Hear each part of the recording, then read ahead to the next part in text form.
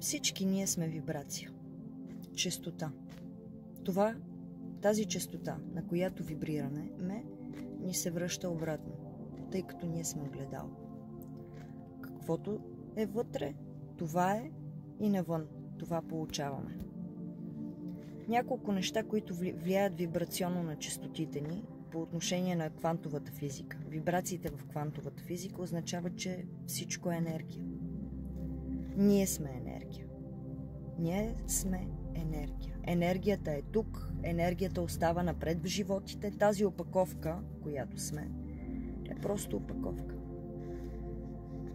Ние сме вибриращи същества, приятели, при определени честоти. Всяка вибрация е равна на усещането в вибрационния свят и има два вида вибрации – положителни и отрицателни. Всяко чувство ни кара да излъчваме вибрация – положителна или отрицателна. Първото нещо, което изключително много ни влияе на честотата, на която вибрираме в момента, и съответно на това, което получаваме от среща, са нашите мисли, приятели. Всяка мисъл излъчва честота във Вселената и тази честота се връща към нас. Така че ако имате негативни мисли, тъга, гняв, страх, всичко се връща към нас.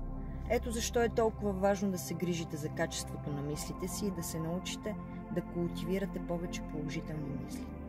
Положителни мисли, положителна енергия, връща ни се положителна енергия. Второто нещо – околната среда. Хората, които ни обкръжават, пряко влияят на нашите вибрации.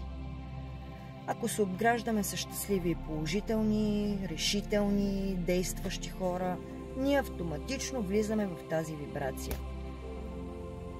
Ако се обграждаме с хора, които се оплакват постоянно, медитират, ама са песимисти, бъдете внимателни. Всъщност, те могат да намалят честотата ви и следователно да ви попречат да използвате закона на привличането във вашата полза. Закона на привличането и закона за причината и следствието са два много важни закона в нашия живот. Третото – музиката, която слушаме. Музиката е най-мощната сила. А ако слушате музика, която говори за красота, за красиви вибрации, излъчват красиви вибрации, пеят положително в текста, увеличава вибрациите. Ако слушате само музика, която говори за смърт, предателство, тъга, изоставяне, всичко това ви се връща обратно. Идва ви на главата. Имаше една песен на Софи Маринова, това за първи път го осъзнах тогава. Била съм доста малка. Дай ми живота да плача за някого. Боже, 5 години плаках за един капут. Кучка, не плачи за никого и внимавай какво слушаш. Обърни внимание на текстовете на музиката. Не забравяй, привличаш в живота си точно това, на което вибрираш. Какво гледаме? Подкасти, телевизия, много влияе. Когато гледате програми, които се занимават с нещастие, предателства, мозъкът ви приема това като реалност и освобождава цялата химия в тялото ви, която влияе на вибрацията ви. И внимавайте за неща, които се чувстват добре и ви помагат да вибрирате с по-висока честота. Внимавайте. Гледайте не да внимавате за тях, а да търсите тях, исках да кажа. Петото нещо е настроението. Нашето настроение. Независимо дали сме у дома, на работа, ако прекарваме много време в разхвърлена среда, това ще повлияе на вибрацията ни.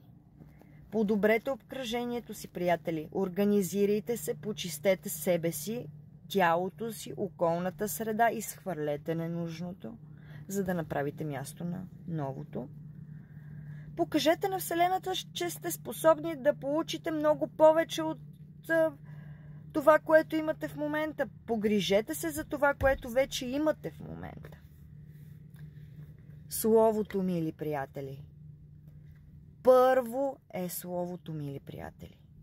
Ако се преструвате Или говорите лошо, примерно оплаквате се. Добре сте, обаче виждате някой и почвате нещо да му се оплаквате.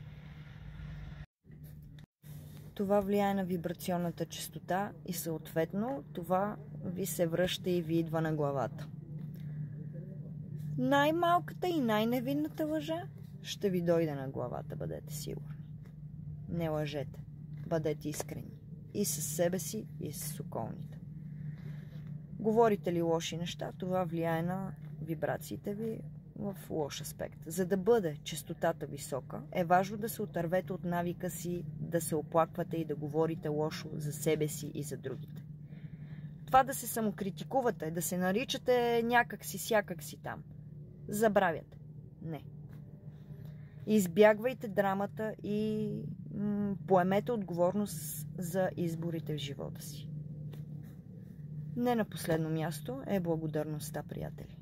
Благодарността влияе положително на вибрационната ви честота. Думата благодаря е с най-високата вибрационна честота. Това е навик, който трябва да включите в живота си точно сега. Благодарете. Благодарете на себе си, благодарете на Вселената, благодарете на всички.